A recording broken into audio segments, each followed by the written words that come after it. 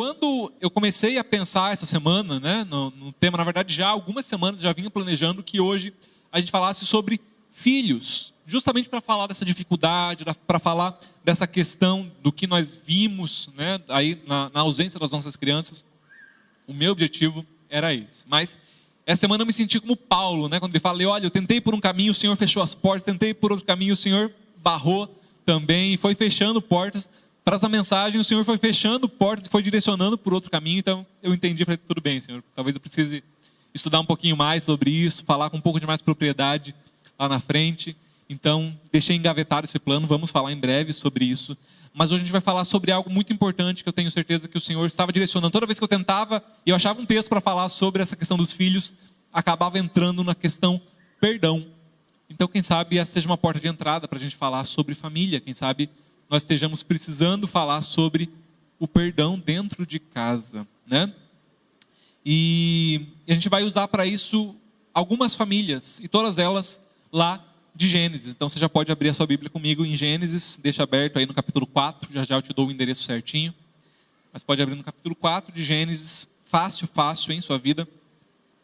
Mas o fato é que a família é a célula máter da sociedade. É nela, na família, que a sociedade começa. É nela que nós começamos, como seres humanos, a respeitar as autoridades, a respeitar os mais velhos, a aprender a dividir, aprender a não ser egoísta.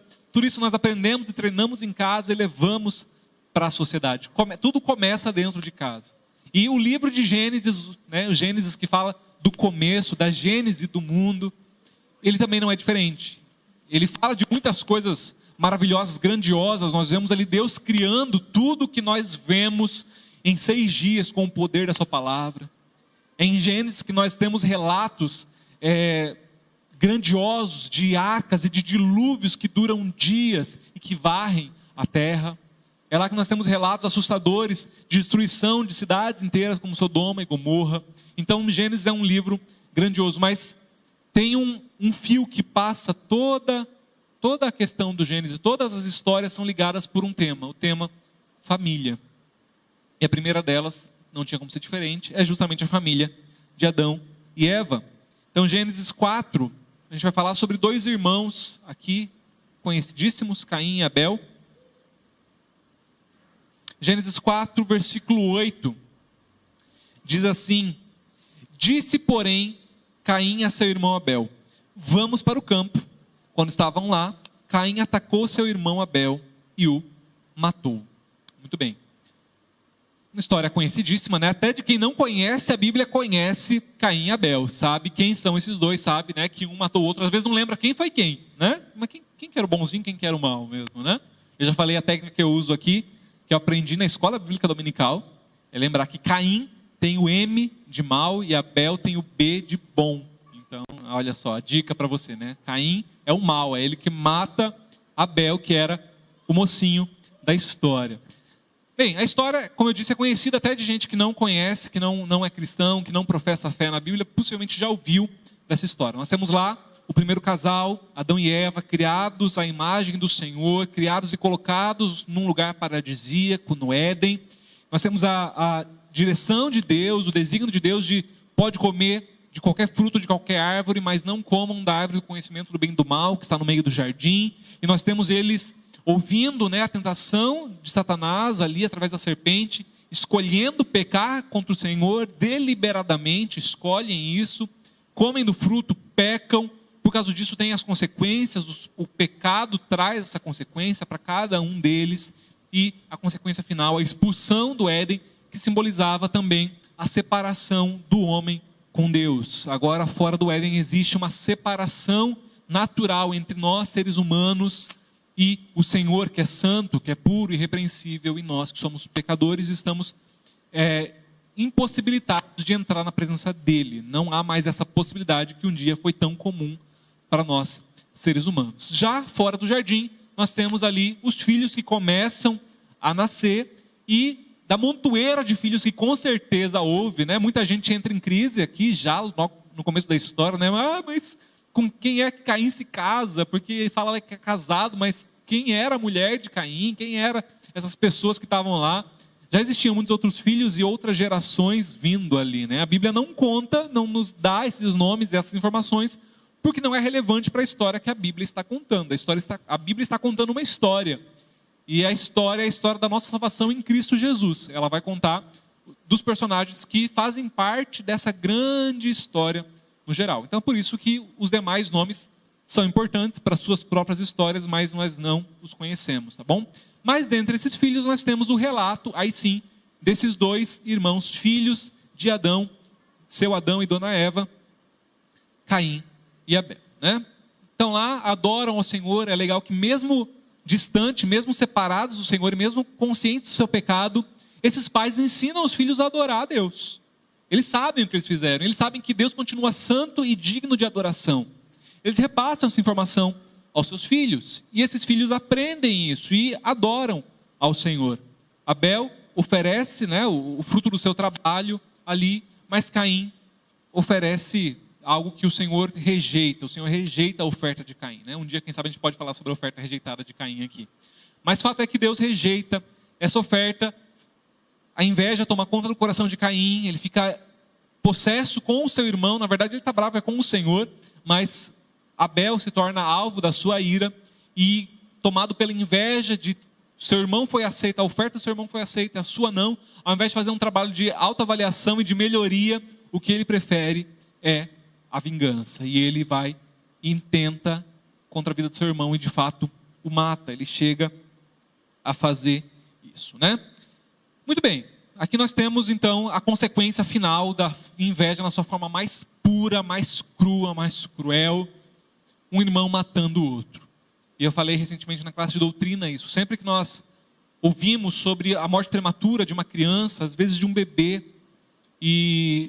ou mesmo de um filho adulto, mas quando um filho se vai antes dos seus pais, e nós vemos pais chorando sobre os caixões ou sobre o caixão dos seus filhos. E eu sei, há pessoas aqui que já passaram por esse trauma indizível. Isso é muito antinatural. O processo natural da vida é que os filhos enterrem os seus pais. Mas quando nós vemos um pai ou uma mãe enterrando seu filho, isso é algo totalmente antinatural, contra toda a lógica. Mas, ainda que antinatural, o primeiro casal da história enterrou um filho. O primeiro casal da história já sofreu essa perda. Você vê como a consequência do pecado está lá, logo no comecinho. E de lá para cá só vem piorando. Mas se lá já estava assim, imagina o quanto não degringolou até hoje. Só vemos isso aumentando e aumentando cada vez mais, né? Como uma bola de neve que vai crescendo. Caim mata o seu irmão Abel, chega às vias de fato. E a inveja foi que causou isso. Eu quero acreditar, eu tenho quase certeza absoluta que ninguém aqui nunca chegou a tanto, nunca chegou a tirar a vida de alguém, né? Você nunca chegou a fazer isso. Mas tem um texto em Mateus 5, 21 e 22, onde o Senhor Jesus vai falar sobre o ódio. Ele diz assim: vocês ouviram o que foi dito aos seus antepassados: não matarás, e quem matar estará sujeito a julgamento. Mas eu lhes digo que qualquer que se irar contra seu irmão estará sujeito a julgamento.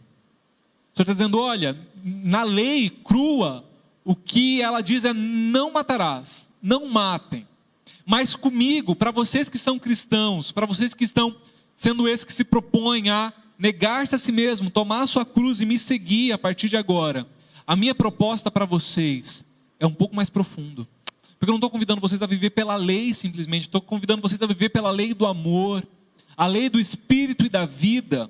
E nessa lei os parâmetros são mais altos. E nessa lei vocês são convidados a nem sequer deixar que o ódio, que a ira se alastre, faça raiz no seu coração. Porque isso, para o meu parâmetro, para a minha régua, isso já é semelhante ao matar alguém. E quando Jesus fala aqui, né, aquele que se irar contra o seu irmão, ele não está falando simplesmente dos irmãos de sangue, ele está falando do próximo, daqueles que são seus irmãos. Imagina dos de sangue, né? Se isso vale para todos, quem dirá para os de sangue? Também é válido dentro de casa. Então, eu acredito que você nunca chegou às vias de fato de tirar a vida de alguém, literalmente falando. Mas será que você não se parece um pouquinho com Caim, nesse sentido? quando nós aplicamos o padrão de Jesus no nosso coração, será que a gente não tem matado pessoas? Será que a gente não tem matado pessoas dentro do nosso coração? Eu nunca mais quero ver a cara dele, eu nunca mais quero ouvir falar o nome dela, eu nunca mais quero ver pintado nem de ouro. Para mim essa pessoa está morta e enterrada.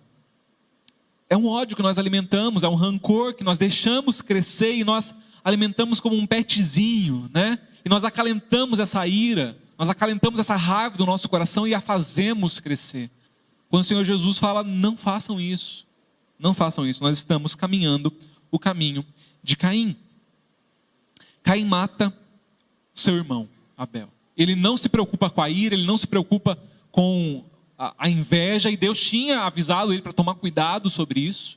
Deus tinha falado para ele, olha o que você vai fazer, o seu desejo será contra ti, mas a ti cumpre dominá-lo, é sua obrigação moral até, e espiritual, é claro, dominar os seus impulsos. Você não é um animal que vive para suprir os seus impulsos. Tem muita gente que se comporta assim, né? Não tem domínio próprio e fala, não, eu precisei falar, agora estou leve. Mas você não é um bicho que tem que falar. Você pode desenvolver domínio próprio, você pode desenvolver um espírito mais manso. Você não tem que agir de acordo com seus impulsos. Você não vai morrer se você não falar umas barbaridades na cara de alguém. Você consegue fazer isso, né? Caim não se preocupou com isso. O Senhor falou, orientou, se segura aí, moleque. Ele não se segurou. Ele chega às vias de fato e mata seu irmão. E ele não se vitimiza. Caim, ele entende exatamente o que ele fez e ele entende o que ele merece agora. Na cabeça de Caim, ele matou e ele agora vai ser morto. Ele matou e mais do que isso, ele merece a morte. O versículo 14, vamos ler já do 13, Gênesis 4, do 13 ao 16. Disse Caim ao Senhor, meu castigo é maior do que posso suportar. Hoje me expulsas desta terra, e terei que me esconder da tua face. Serei um fugitivo errante pelo mundo, e qualquer que me encontrar me matará. Mas o Senhor lhe respondeu, não será assim. Se alguém matar Caim, sofrerá 7 vezes a vingança. E o Senhor colocou em Caim um sinal, para que ninguém que viesse a encontrá-lo o matasse.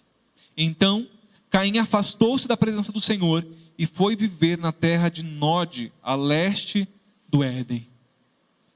Primeiro que ele fala, né? Olha, esse castigo é grande demais. O Senhor está me expulsando da sua presença. E Deus não tinha expulsado Caim da sua presença. Deus o procura. E Deus fala, aí, cadê seu irmão? Ele fala, eu sou o cuidador do meu irmão? É bocudo ainda, moleque, né? Assassino e bocudo. E, enfim, eles começam um diálogo ali. E Caim, por essa cobrança do Senhor, ele fala, olha, esse castigo é grandioso demais. O Senhor está me expulsando da sua presença. E quem me encontrar vai me matar.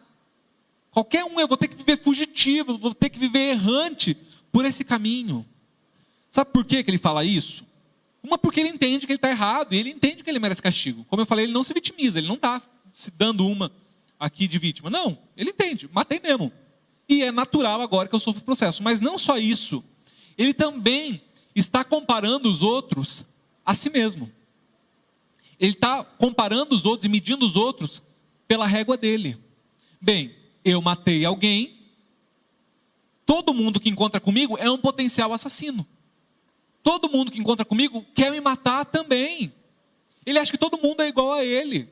Ele acha que todo mundo é essa pessoa que está pronta para matar o seu próximo. Por quê? Porque ele olha para o mundo e vê um espelho. Ele se vê através de si mesmo. E na verdade todos nós fazemos um pouquinho disso. Todos nós medimos o outro por quem nós somos. Sabe aquela pessoa que acha que está todo mundo falando mal dela? Tem gente que é assim, né? Acha que não, todo mundo fala mal de mim, todo mundo tem inveja de mim. Não, todo mundo é invejoso, eu não posso falar nada que todo mundo tem inveja das coisas que eu conquistei. Geralmente essa pessoa, com esse discurso, ela está mostrando que ela é uma pessoa invejosa. No fundo, ela é uma pessoa invejosa. E ela mede todo mundo pela sua própria régua, assim como Caim o faz. Ela acha que todo mundo se parece com ela. Mas não, a maioria das pessoas tem. Existe gente invejosa no mundo? Existe, claro. Mas não quer dizer que todo mundo tem inveja dela. Não, ela acha isso porque é isso que ela faz. Aquela pessoa que acha que está todo mundo fazendo fofoca dela. Geralmente essa pessoa é fofoqueira. Então cuidado com gente que bate demais numa tecla só. Com gente que foca demais numa questão para condenar e aponta o dedo para todo mundo. Geralmente essa pessoa esconde ou um desejo ou o mesmo tipo de situação que ela tanto condena. Freud fala isso, né? Ele fala que todo excesso esconde uma falta. Existe uma frase que diz assim, eu não sei quem é o autor, diz assim: quem muito julga, muito esconde. Quem muito condena, quer tirar de foco seus erros e apontar o dedo para o erro dos outros. A quantidade de pedras que você tem nas mãos é proporcional ao tamanho da máscara que você usa. Então, Caim é um exemplo bíblico disso. Ele, como assassino que é, olha para o mundo e fala: todo mundo quer me matar. Por onde eu for, eu vou ter que viver fugitivo, eu vou ter que viver errante. E, no fundo, eu mereço isso. Eu mereço que alguém me mate. Mas Deus, que poderia tê-lo fulminado ali, porque o salário do pecado é a morte, e Deus seria muito justo se o fizesse, Deus, ele não vai pagar de acordo com a sina que Caim até merece. Ao invés disso, Deus lhe dá graça.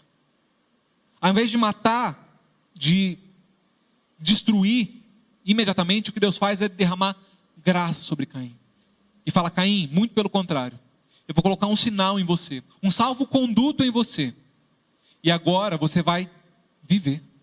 Você que merece morrer, o que eu vou dar para você é vida. Eu vou prolongar, inclusive, a sua vida. Eu vou colocar um sinal em você. A gente não sabe que sinal era esse. Possivelmente algo visível, né? Na sua testa, talvez, não sei.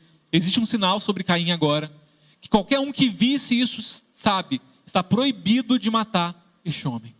Se tem um castigo que Caim vai carregar agora, é a vida. A vida é a resposta de Deus para ele. Agora ele vai viver por muitos dias carregando essa culpa. E cada vez que ele olhava o seu reflexo em algum lugar, na beira de um rio para tomar água, a marca estava lá. A lembrança do que ele fez é a lembrança do que Deus fez por ele. Graça derramada. Para alguém que merecia morte, Deus responde com vida. E fala: não vai ser assim. Eu não vou te matar e não vou deixar que ninguém te mate. Caim simboliza um pouco a gente. Nós somos esses que merecíamos a morte. E Deus teria sido muito justo se Ele nos matasse. Mas ao invés disso, o que Ele nos dá? Vida. E fala: você não vai morrer, não. Não vai. Você vai viver mais um tempo. Eu vou colocar uma marca sobre você. Deus dá graça. Mas a graça de Deus às vezes é constrangedora. Você já recebeu graça constrangedora sobre a sua vida? Alguém te perdoa quando você... eu não mereci esse perdão. Você já sentiu a graça do Senhor constrangedora sobre você? Quando você sabe que você errou e você tem a vergonha de orar, de vir na igreja, de se prostrar aos pés do Senhor, você sente a sua graça te lavando e isso te constrange em amor. A graça constrangedora sobre Caim foi constrangedora demais, ele não consegue. E aí o versículo 16 que a gente leu: então Caim afastou-se da presença do Senhor e foi viver na terra de Nod, a leste do Éden.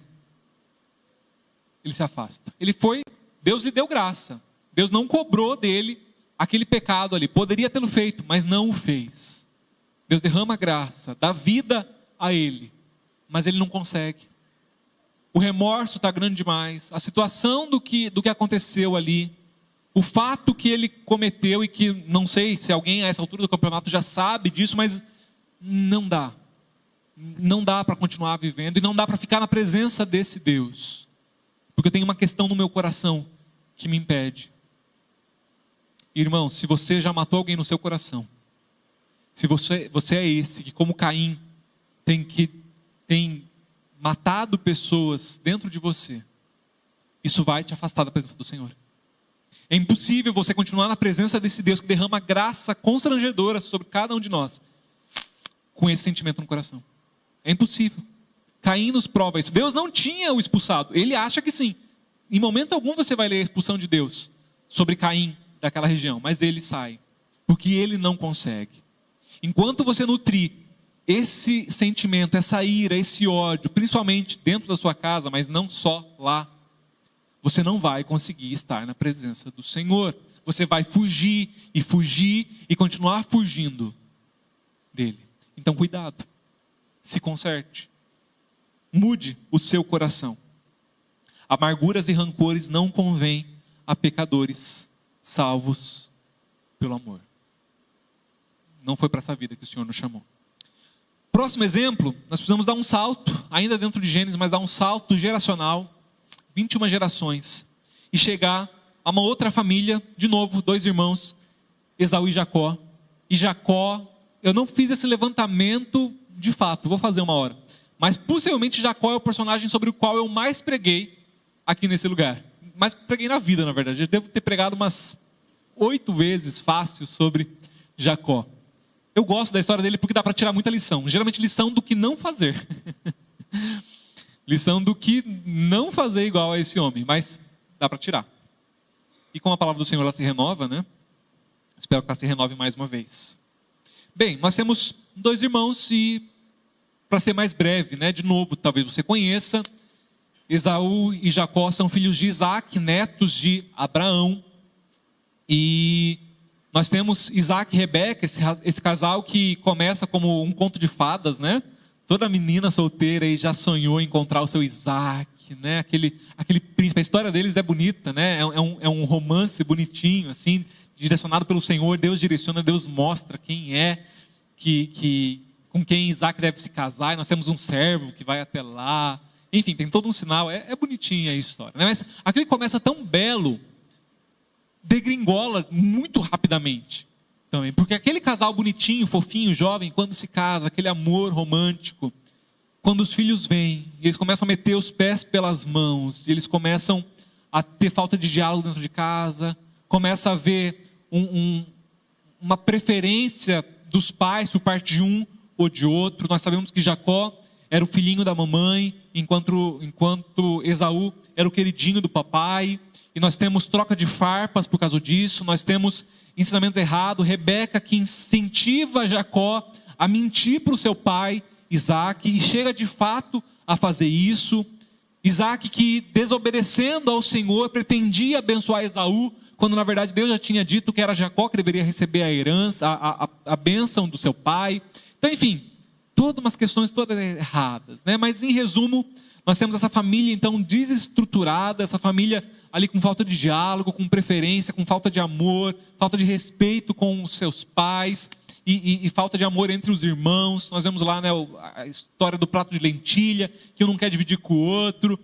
Enfim, é uma bagunça, Mas culmina em Rebeca incentivando Jacó a mentir para o seu pai, a passar a perna no seu irmão, roubar a bênção da primogenitura. Era uma bênção concedida ao primeiro filho. Jacó, a gente sabe, era o caçula, embora gêmeos. E Rebeca incentiva ele a passar a perna no seu irmão Esaú, a ir lá enganar o seu pai, que estava meio cego por causa da idade, e receber a bênção no lugar do seu irmão. E agora, Jacó sabe, Esaú vai ficar furioso quando ele souber que Quando ele souber que eu enganei, que eu fiz isso com o nosso pai, que agora eu tenho a bênção que era dele, por direito era dele, ele vai ficar uma fera e ele vai tentar me matar. E de fato Esaú chega a fazer planos de morte para o seu irmão, ele chega a planejar isso, né? Gênesis 27, 41, diz assim: Esaú guardou rancor contra Jacó por causa da bênção que seu pai lhe dera, e disse a si mesmo: os dias de luto pela morte de meu pai estão próximos, então matarei meu irmão Jacó. Olha a frieza de raciocínio. Olha o espírito de Caim, de novo, num coração. Mais um irmão que agora com ódio, com inveja, também não deixa de ser, mas com rancor, ele fala: quer saber? Não tem jeito, eu vou ter que matar. Tem que matar esse homem aí. Eu não consigo perdoar, é grande demais, eu preciso fazer uma coisa. E o caminho é morte. Para minha sede de justiça ser satisfeita, Jacó tem que morrer. Jacó sabe disso, né? Enfim, agora vai ter que fugir de casa. Tem a bênção, recebeu a bênção que ele tanto queria, mas tem que sair de casa fugido, não tem a chance de se despedir da sua mãe, não tem a chance de conviver nos últimos dias do seu pai, tem que sair de casa de uma forma meio atrapalhada. E fato é que isso não adiantou de nada para Jacó. Ele até é abençoado. Nós vemos as consequências de ser abençoado pelo Senhor por onde ele passa. Ele vai para a casa de Labão, um parente da sua mãe. lá a gente vê que tudo que ele faz, tudo que ele coloca a mão, o Senhor abençoa. Ele vai cuidar dos rebanhos, o Senhor multiplica o rebanho. Ele vai cuidar de outro, o Senhor faz que aquelas fêmeas deem crias. E Labão começa a ser abençoado pela bênção que há sobre Jacó. Existe isso, existe sim. Mas no coração dele, ele nunca está satisfeito. Tanto que ele está lá na casa de Labão, ele está trabalhando, ele dá um jeito de fazer com que as ovelhas malhadas deem, que as ovelhas lisas deem filhotes malhados, para que ele possa pegar, porque ele precisa ter mais, ele precisa ter mais riqueza, ele precisa ter mais posse, ele precisa ter mais coisas. A bênção só não adiantou, porque quando ele se encontra com o anjo lá no Vaú, ele está fugindo de Labão, já por ser esse cara que passa a perna nos outros, né? Ele agarra sua esposa, filhos, concubinas, empregados, rebanhos e foge de casa, foge da casa do seu sogro. Já tinha fugido da casa dos pais, agora tem que fugir da casa do sogro porque os seus cunhados também querem matá-lo. Ele vai deixando um rastro de perseguição por onde ele passa, por esse perfil dele. Ele chega lá no Vaú, tem um encontro com o anjo, luta a madrugada inteira com o anjo. Estou tentando resumir aqui, depois você lê Gênesis lá e você descobre as histórias, os detalhes. Mas em Gênesis 32, 26, então o homem disse: deixe-me ir, pois o dia já desponta. Mas Jacó lhe respondeu: não te deixarei ir, a não ser que me abençoes. Lembra que ele já tinha uma bênção do pai? Ele já tinha, ele passou a perna, ele roubou e tal. Mas isso não completou o coração dele. Segundo, ele não se sentia merecedor dessa bênção. Ele sabia que não era para ser assim. Essa bênção não completou. Ele correu atrás e perdeu tanta coisa na vida por causa disso. Mas ainda falta. Daí está lá lutando com o homem e fala: não. O homem pede: deixa eu ir embora. E ele fala: não vai embora não, primeiro você me abençoa. Ele tem uma carência de ser abençoado. Ele tem uma necessidade de preencher essa lacuna na sua vida. Tem que me abençoar, eu quero bênção, e eu quero mais, e mais coisa, e mais coisa. E tem tanta gente assim, hoje em dia também. Batalha e corre atrás de tanta coisa, mas nunca está satisfeito. Nunca chega naquele limite que fala: não, agora eu vou usufruir. Agora que eu conquistei e consegui uma tranquilidade, uma estabilidade, agora eu vou aproveitar esse tempo. E falando de família, quantos pais e mães que batalham e não há nada de errado em você batalhar e ter uma vida digna. Às vezes quem passou dificuldades no passado tem isso um pouco mais presente no seu coração. Eu não quero que meus filhos passem por isso, eu quero dar uma oportunidade, uma vida melhor para os meus filhos. Isso é digno, isso é bom. Mas de que vale o homem ganhar o mundo inteiro e perder a sua alma? Marcos 8,36. E de que vale você ganhar o mundo inteiro e perder a alma dos seus filhos? De que vale ganhar o mundo inteiro, ter tudo, bênção sem medida, mas perder os seus filhos dentro de casa, perdê-los para tantas coisas, perder a oportunidade de falar de Jesus para eles, de brincar com eles no tapete, de fazer um ataque de cócega surpresa, uma guerra de travesseiro, de ser o pai e a mãe que você foi chamado para ser. É seu primeiro ministério, é a sua família, é a sua casa. De que vale? Jacó não tinha paz, não tinha sossego, tinha um monte de coisa a essa altura já. Tinha bênção de anjo, tinha bênção do pai, tinha rebanhos incontáveis, tinha um monte de filho, tinha 2 esposas, 2 concubinas, mas não estava satisfeito. E aí, para piorar, porque Caim mata o seu irmão e não tem mais irmão na história. Mas o irmão de Jacó está vivo.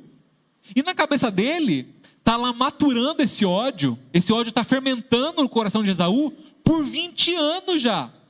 Ele está morrendo de medo. Porque daí nessa fuga, que ele já está fugindo, deixando para trás sogro e cunhados, querendo ver ele morto, enterrado, ele descobre que Esaú está vindo na frente.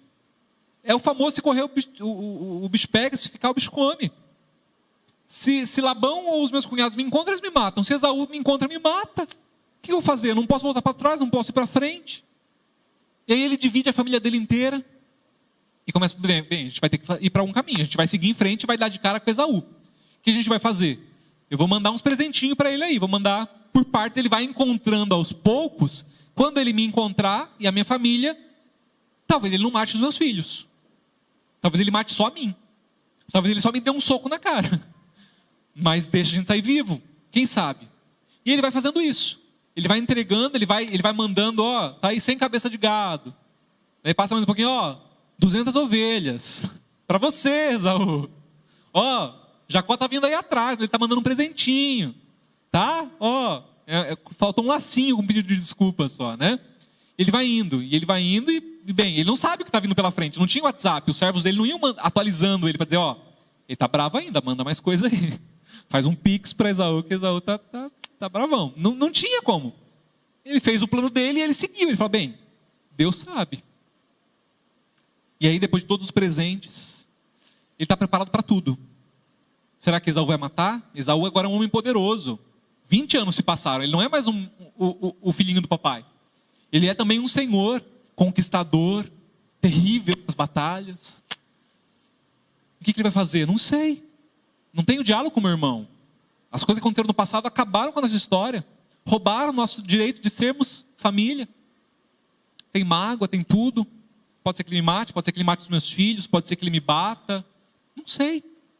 Talvez ele mate os meus filhos e me deixe vivo só pela crueldade. Qualquer coisa pode acontecer. Ele estava preparado para tudo, menos para o que aconteceu. Gênesis 33, versículo 4. Mas Esaú correu ao encontro de Jacó e abraçou-se ao seu pescoço e o beijou. E eles choraram. Olha que bonito. Ele está esperando, ele vê aquele homem vindo, ele reconhece. E ele fala, é agora. E Esaú vem correndo com sangue nos olhos para cima dele, e ele fecha o olho e ele só espera o soco.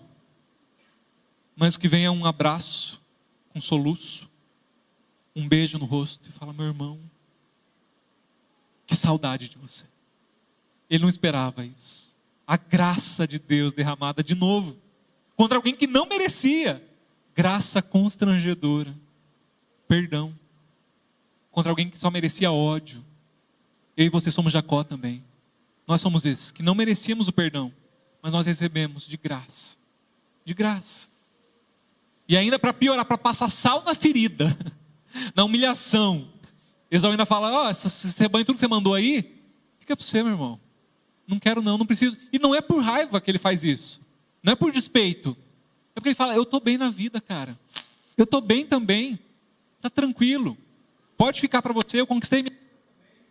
Vai lá, seja feliz.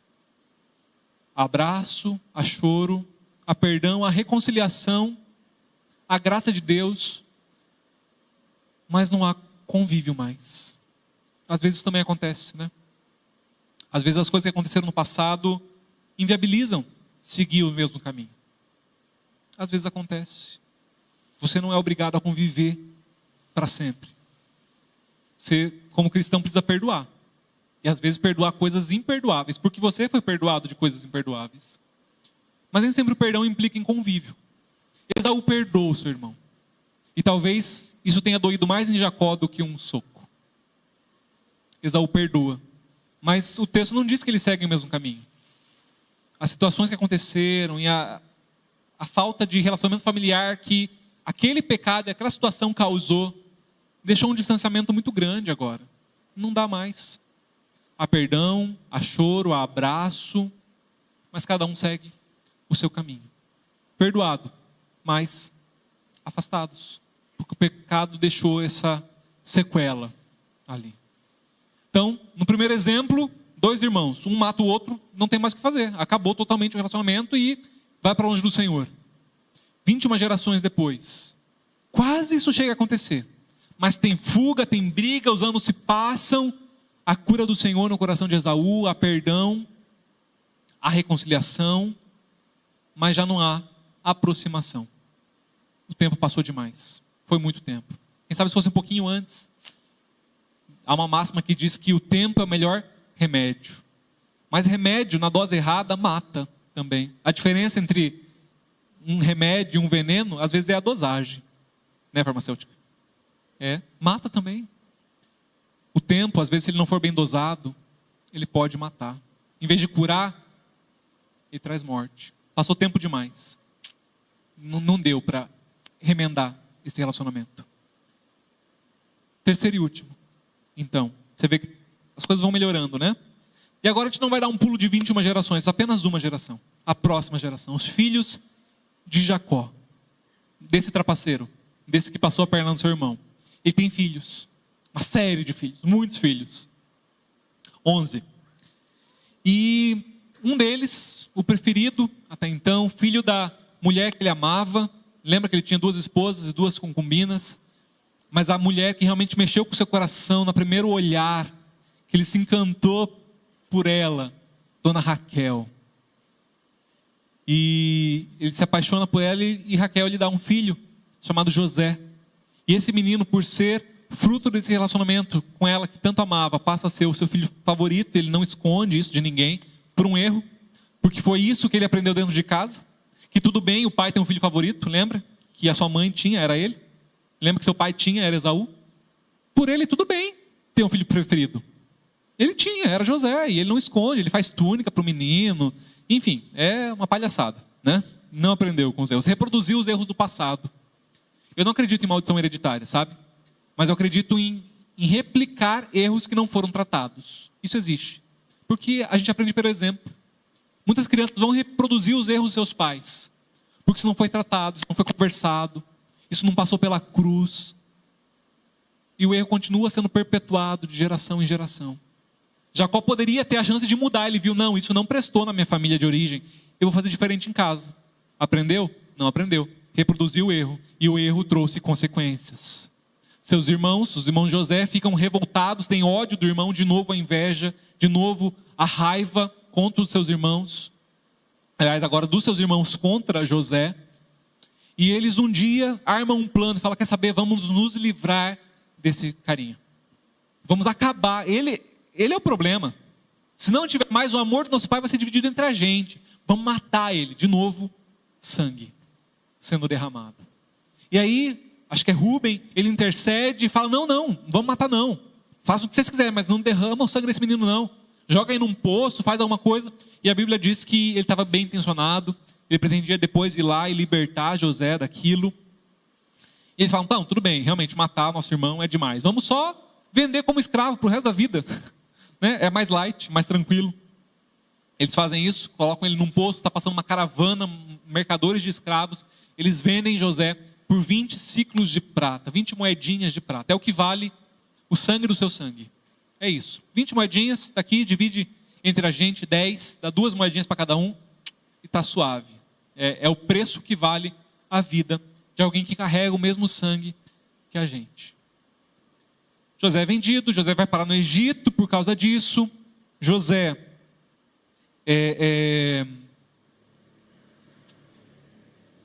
Bem, eu ia ler o texto, né? Mas agora eu já passei a parte que ia ler da história dele. Enfim, Gênesis 37 conta a história dele. José é vendido, vai parar no Egito. No Egito vai trabalhar com um homem chamado Potifar, um homem grande, tem um cargo importante. A esposa de Potifar se interessa por José. José foge dela. Ela diz que ele o agarrou, que ele tentou assediá-la, que era uma mentira. Ele vai preso injustamente na cadeia. Ele decifra o sonho de 2 outros presidiários que estão lá. A sua fama chega até o ouvido de Faraó. Faraó está tendo uns sonhos esquisitos, está tendo um sonho meio doido. Andou comendo feijoada à noite, teve um pesadelo. Falou, preciso de alguém para me ajudar com esse negócio aqui. E ele descobre que tem um menino lá na cadeia que revela sonho. Traz o menino aqui. E falou, José, né? José, sonhei um dia, estava lá na beira do Nilo, de repente vi 7 vacas gordas, belas, bem nutridas, bonita mesmo, pastando na beira do rio. De repente sai do rio 7 vacas, magra, dava dó, desnutrida, seca. E elas vêm, elas devoram as vacas gordas, mas elas não engordam por causa disso, elas continuam secas e desnutridas.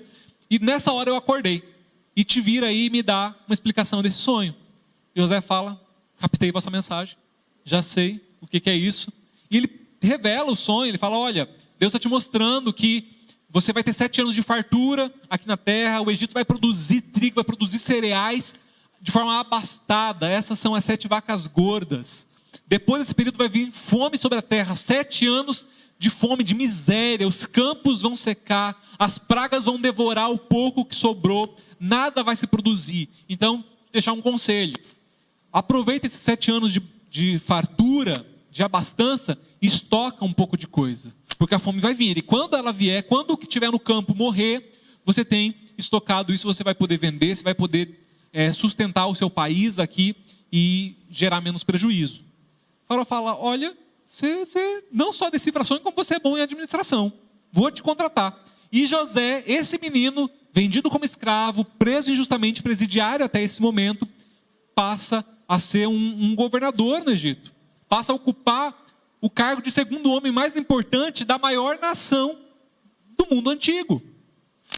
José está lá, aquele menino. O tempo passa, né? Esses anos passam, o tempo vai passando, de fato, a fome chega como deveria chegar. E lembra que tem uma família de José ali pertinho do Egito, morando naquela região. Eles também são atacados, eles também sofrem as consequências dessa fome que vem sobre a terra. E um dia Jacó, o pai deles, fala, filhos, vão até lá e procurem comida no Egito. Eu fiquei sabendo que o Egito tem um estoque grande de comida, vão lá e intercedam para eles venderem um pouco para a gente, senão a gente vai morrer de fome. Eu, vocês, seus filhos, suas esposas, não vai sobrar ninguém. Lembra que Jacó está achando que o seu filhinho está morto. Essa foi a história que contaram para ele. De novo, o filho que enganou o pai, agora é enganado pelos seus filhos. De novo a história se repete. De novo, não é uma questão de herança hereditária, de maldição hereditária. É uma questão de erros não tratados. De exemplos errados dentro de casa, que vieram e foram reproduzidos. Talvez ele se gabava para as crianças, para os meninos, de quando ele passou a perna no vovô, de quando ele conseguiu a bênção que era do tio. E agora ele fala, bem, tudo bem enganar o pai. O nosso pai fez isso, por que a gente não vai fazer isso com ele, né? Ele está lá sofrendo um luto por um filho que está vivo, só que ele não sabe disso. Ele manda os seus outros filhos então agora para o Egito e fala, olha, vão lá, vão comprar comida para a gente. E eles vão lá e se deparam com quem? Com o governador, mas eles não reconhecem. O tempo passou. Ele não é mais um menininho que estava ali perambulando lá em casa. Não, ele agora é um homem imponente, vestido com roupas finas, talvez com aquela maquiagemzinha no olho egípcia, não sei. Mas, inclusive, aquilo era um tratamento contra as moscas, tá? Aquele delineado egípcio lá, era algo farmacológico mesmo, não só de boniteza. Só curiosidade inútil. Eles não reconhecem José. Eles não conseguem fazer isso. Mas José reconhece eles, né? O ofendido sempre reconhece. Ele sempre vai lembrar, né? Enfim, há toda uma questão ali. José faz uma cena, não se revela para eles naquele momento. Ele fala, olha, eu vou vender se vocês voltarem lá e trouxerem alguém. Está faltando um filho aí, não tá? Não veio o time todo. Por quê? Porque o Benjamim tinha ficado. O caçula tinha ficado, que era filho de Raquel, né? Que Jacó segurou em casa. Não, esse aqui não vai. Esse aqui agora é o meu novo queridinho, é o meu novo protegidinho. Esse fica. Vão vocês. E José fala, não, ou vem todo mundo, ou eu não vendo. Voltem para casa e passem fome. Arma aquela cena ali.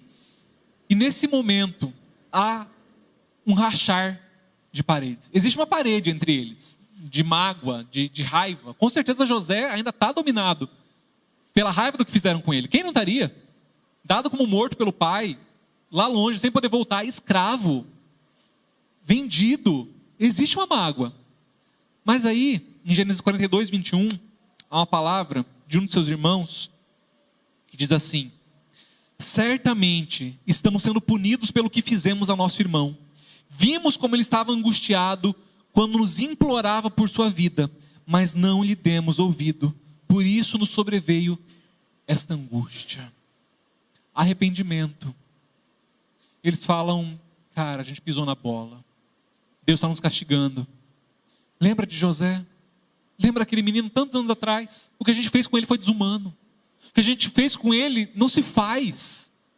Ele implorava, ele chorava. Era uma criança praticamente. E a gente vendeu. E agora a gente está sendo castigado. E José ouve isso. Começa-se a rachar. Uma parede começa a rachar. Eles voltam com Benjamim, mas ele ainda está lá.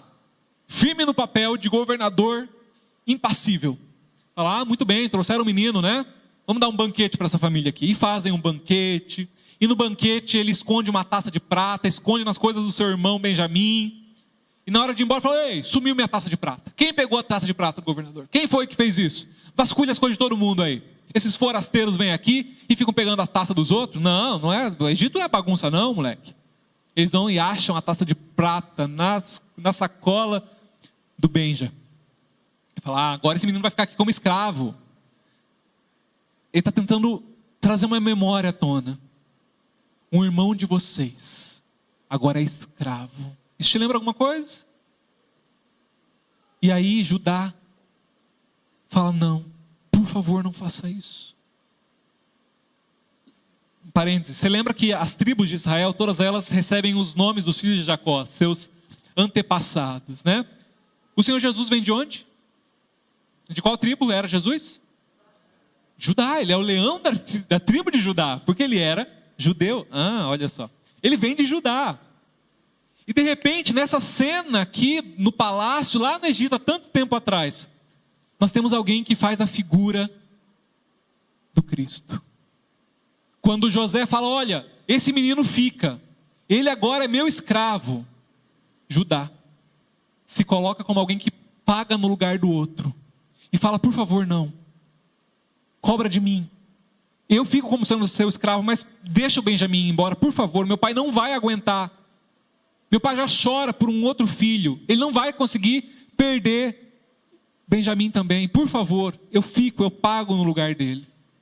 E nessas horas, toda a máscara cai. José não consegue mais segurar. Quando ele vê o amor do seu irmão pelo caçula, quando ele vê o amor do seu irmão pelo seu pai, a lágrima escorre, o queixo treme, daí já era, a voz embarga, né? Ele se revela, ele fala: sou eu. Sou eu, aquele menino pelo quem papai chora. Sou eu. Sou eu, aquele menino que vocês venderam como escravos. Imagina o gelo no coração, né? Esse homem poderoso que está na nossa frente, a gente vendeu como escravo. Ele implorou e nós não lhe demos alternativa. O que ele vai fazer com a gente? Morte terrível, com certeza. Mas o que José fala em Gênesis 45:5 é: agora não se aflijam, nem se recriminem por terem vendido para cá, pois foi para salvar vidas que Deus me enviou adiante de vocês.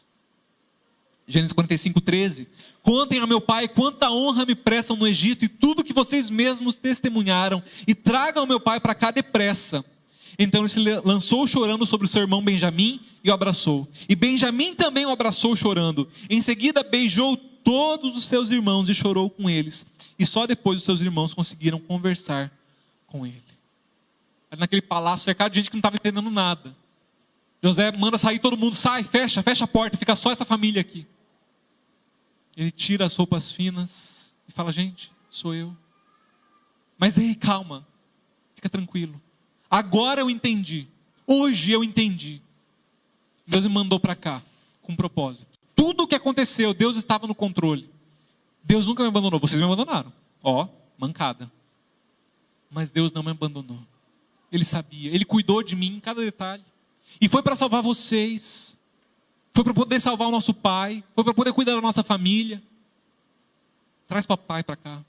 Traz as esposas de vocês. Traz os filhos de vocês. Vamos morar no Egito. A gente faz um puxadinho aqui no palácio. A gente constrói umas casinhas aqui e vai ficando por aqui. O primeiro exemplo, nada deu certo. Houve vingança, houve fúria, houve morte, houve fuga e acabou. O segundo exemplo foi um pouco melhor. Houve pedido de perdão, houve choro, houve abraço, mas não quero conviver, não dá mais. O tempo passou, não rola. Mas no terceiro, quando alguém entende que Deus estava consigo, José era crente, menino de Deus. As dores e as feridas dele, o Senhor mesmo curou. Esse tempo que ele passou no Egito, ele não ficou lá aguçando a sua ira, alimentando ela, não. O Senhor estava curando ele em cada detalhe, até na prisão, até nas injustiças. O Senhor estava lá com ele. E agora, quando a oportunidade da vingança vem, ele derrama amor. E um amor tão grande que é capaz de falar para aqueles que o venderam: vem, agora eu cuido de você. Agora eu abençoo você. Eu consigo conviver com você. Eu quero vocês perto de mim. Vem para o Egito. Eu não posso voltar para a casa do papai, mas traz ele para cá. E vamos ser família de novo. Aquilo que o tempo roubou da gente, aquilo que as ações do passado tiraram de nós, o direito de conviver, de ser família, de eu ver os meus sobrinhos. Isso tudo a gente pode recosturar agora. A gente pode reconstruir. E eles fazem isso. A gente sabe que a história depois não dá muito bom, com as gerações futuras, 400 anos que passam depois, mas por um tempo foi bom. Foi bom, e ainda assim foi plano do Senhor que assim o fosse, que Deus cuidasse do seu povo ali. José é usado também como uma figura do nosso Senhor. José é vendido por 20 ciclos de prata. Jesus é vendido por 30 moedas de prata. Preço de um escravo. Foi isso que Jesus foi vendido também, por mim e por você. José é vendido para salvar a sua família da fome. Jesus é vendido para salvar a minha e a sua família dos nossos pecados, dos nossos erros, das nossas escolhas erradas, das mágoas que nós carregamos no coração, do perdão que nós nunca derramamos, do perdão que nós nunca pedimos, das coisas que nós precisamos consertar, dos erros do passado que nós não queremos que nossos filhos reproduzam. Nós precisamos conversar sobre isso. Foi para isso que o Senhor morreu. Esse mesmo Deus está totalmente disposto a sarar a sua casa, a sarar a sua família, a mudar a sua história. Não precisa ser assim. Não precisa continuar essa história de fuga que você vem levando. Tentando fugir de um passado, tentando fugir de uma história que traz dor, que traz mágoa. Perdoa, meu irmão. É difícil? É muito difícil. Em alguns casos, muito pontuais, o convívio já não é possível. Você não é obrigado a conviver com alguém que te abusou, por exemplo. A palavra do Senhor não pede isso. Mas é muito específico mesmo, não é todo o caso. Porque o Senhor convive conosco. Nós que falhamos contra Ele, Ele diz: eis que eu estou convosco todos os dias. Na maioria dos casos, o perdão vai exigir, essa graça constrangedora vai exigir de você. Sim, a postura de José. De sim, eu te perdoo. E sim, nós somos família ainda. Sim, nós vamos caminhar juntos. Apesar do que eu fiz, apesar do que você fez, apesar das respostas e das farpas trocadas, a gente tem que fazer dar certo. A gente vive num tempo onde as pessoas já não tentam mais. Não tentam, não se esforçam. Tudo é muito descartável, né? Antes se comprava uma geladeira que durava-se anos. 30, 40 anos. O orgulho da minha avó era falar que os móveis lá de casa tinham a minha idade. E achava tão humilhante, né? Nossa, a geladeira que é mais velha que você, respeita a geladeira. Quase mandar pedir benção para a geladeira. É mais velha que você, porque era bom, né? Hoje em dia, você compra, é mais caro consertado que trocado, aí você troca. É meio descartável, né? Você não arruma as coisas. Só que isso vai se levando essa cultura para dentro de casa. Não está dando certo, a gente troca, a gente recomeça de novo. Não pode ser fácil assim, meu irmão. É preciso haver conserto, é preciso haver essa cura. A história de José e da sua família nos mostram isso.